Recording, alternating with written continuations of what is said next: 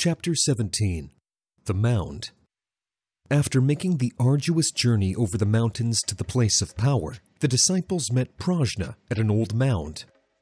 This time, Prajna was not alone. She introduced to the visitors the holder of ancient knowledge, Shamaness Atinza. She was not young, but a very beautiful woman, with a royal straight posture, long black hair fixed in 2 braids, and wise eyes that were a little faded, but still had a luster. Her light brown loose dress was tied at the waist with a belt, on which hung various amulets on leather laces and bird feathers. Feathers and natural stone jewelry adorned the ribbon that ran down her forehead and was lost in her hair. The mound was surrounded by individual megaliths and the moss-covered ruins of an ancient temple. Atinza began to share her wisdom with the travelers in a picturesque glade strewn with flowers and offering a beautiful view of the nearby snowy peaks. Ancient people knew that a man, dying physically, continues to live in the subtle world, where he has powers and abilities inaccessible to us, the main of which is omniscience. And, realizing this, they wanted to keep in touch with their ancestors, especially with the most prominent of them, priests and shamans, as they could help those living on Earth in many ways. To establish such a connection, ancient burials in the form of mounds, mausoleums, and pyramids were made. Ancient people kept stupas, with a part of Buddha's remains, kept in temples holy relics, or any other objects belonging to a saint or a magician. Through this, they kept in touch with his subtle body. Even modern church funeral services and parents' days, when people visit cemeteries, are echoes of such rituals, the meaning of which has long been forgotten, Atinza said. The people listened to the amazing revelations with bated breath. Some nations buried their relatives right under the house they lived in, the shamaness continued in a measured voice filled with power. But evil people and sorcerers were buried far away, and such places were avoided because even after death, they could do evil from the subtle plane. Then, the tradition began to be forgotten, and in mounds, mausoleums, and other ritual constructions, they began to bury just rich or powerful people, who could be even evil and who should be buried somewhere in perishing places. In stupas, instead of things or remains of Buddha or other saints, they began to put sacred scrolls. Relics were falsified, and the essence of the rite of connection with the dead began to be forgotten. The shamaness looked around at everyone present and solemnly said, "Today, on this important day from the astrological point of view, I have gathered you to reveal this ancient knowledge." The priests, in order to get the help of the dead from the subtle plane, conducted rituals to tune into them and to saturate them with energy. With this energy, they could give better help to the living, for both here and there, any work requires strength. And the power that both spirits and the dead feed on is psychic energy. On their plane, of course, there is a certain amount of this energy, but it is obviously not enough for many magical actions and helping people. Tell me, how is it possible to transfer this psychic energy to spirits? Alice turned respectfully to the woman. There are 2 ways, Atinza answered eagerly. The first is through blood sacrifices, because during the death of living beings, a large amount of this energy is released. Sometimes, after great sacrifices and special rituals, the living were helped by whole groups of ancestors and spirits. Nowadays, this method of the ancients is practically lost, but in all ancient writings, such as Vedas, Bible, texts of Sumerians, we find a reference to this. The sacrifices were also used to placate evil spirits so that they would not harm or kill people. Such rituals often prevented wars and epidemics, which were organized by demons to find food for themselves. Sometimes the animal was not killed, but simply dumped on it the negative energy of a person or tribe, and then let them go. Sometimes the priests also made human sacrifices. For this purpose, a pure sinless person was taken and given a task, what he should do in the subtle plane to help the family after death. As a young, sinless person in the first time after moving to the subtle plane possesses great power and gets to high levels, where he can get help of higher beings. angels and archangels. There were myths that said he was sent to the gods. It was never a violent act, but an act of heroism and self-sacrifice. Though life in the subtle plane is much simpler than in ours, Atinza finished her story. The disciples were very surprised by everything she was talking about, and they did not even notice the little rain that started during the sermon. However, there were also cases when people were sacrificed instead of cattle, the shamaness added. They were usually captives or slaves, as their lives were valued less. And how did the young sinless man understand, going into the subtle plane, how exactly to help his native tribe, and what to do to attract the help of angels? Arthur asked. He was specially trained by the priests, and only those who passed the training were sent on this mission, Atinza replied. If we took a goat, would it be possible to perform a ritual and dump our negativity on it? Ruslan asked a question, looking at the shamaness carefully. For this purpose, Atinza began to explain, people remembered all their sins, offenses, jealousy, anger, fears, and, feeling them, put their hands on the animal, giving it this negative energy, and themselves, renouncing these bad qualities, gave it the energy of disease and suffering, spoilage, curses. But before doing such a practice, you should feel, see in yourself what you want to get rid of, and transfer this feeling from yourself to the animal. Some animals themselves take away the negative energy of people. For example, cats. Does this energy harm the animal? Alice asked. Yes, in large quantities it is deadly, and the animal dies, the shamaness admitted. But in a small amount, such as a cat takes, it is imperceptible to the animal. That is why it is good for sick and unhappy people to communicate with animals, to take care of them. In this way, they can purify themselves, if of course they do not hold on to their misery, as is often the case.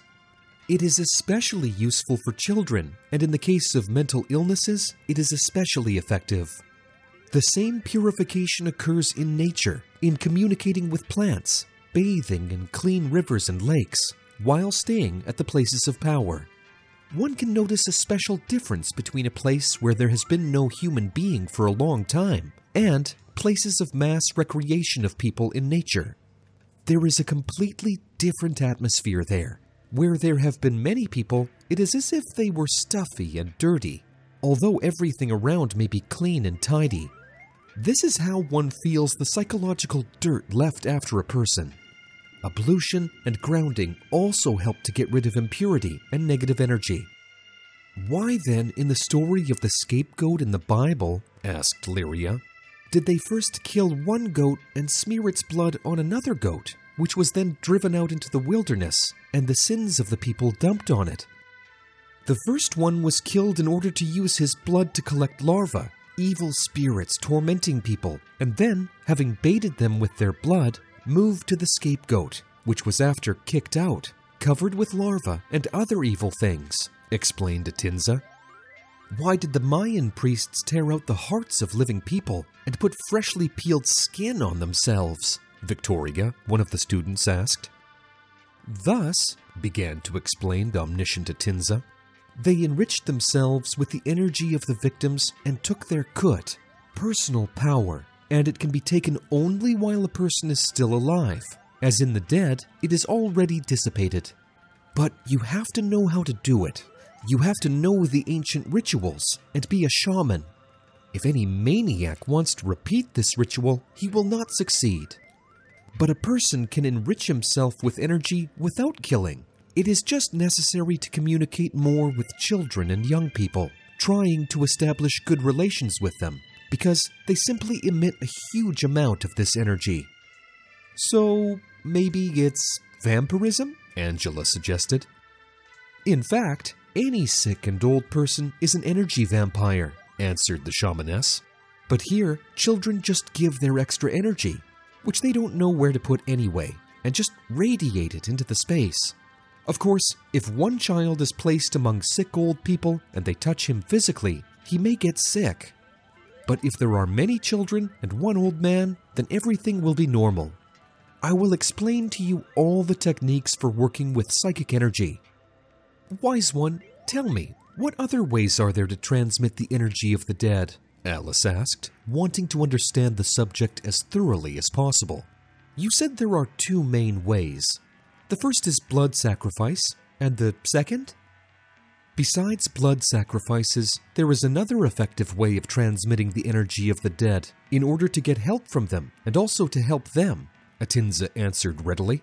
It is prayer for the deceased, accompanied by a request to them. Group prayer, in which people have strong, sincere feelings, is especially powerful. It is important that what a person wants is something he or she really cares about and has a strong desire for.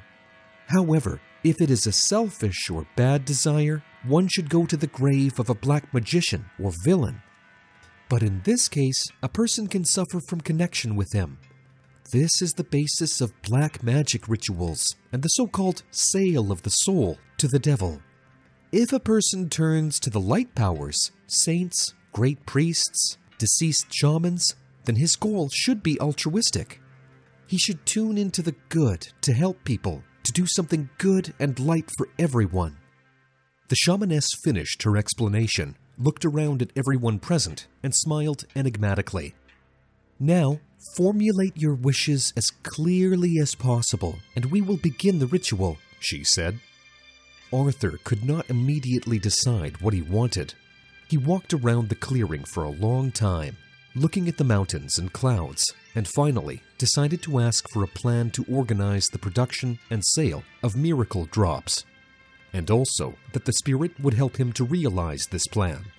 And, in gratitude, he decided to give all the received surplus money for the creation of the Children's Center of Lyria Field of Love, where the harmonious development of children will be carried out according to new, or rather, ancient educational systems based on love and understanding.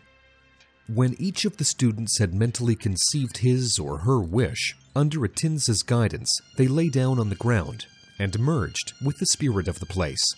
Then walked around the mound 3 times around the sun, sat down on its northern side facing south, and began to pray for the deceased.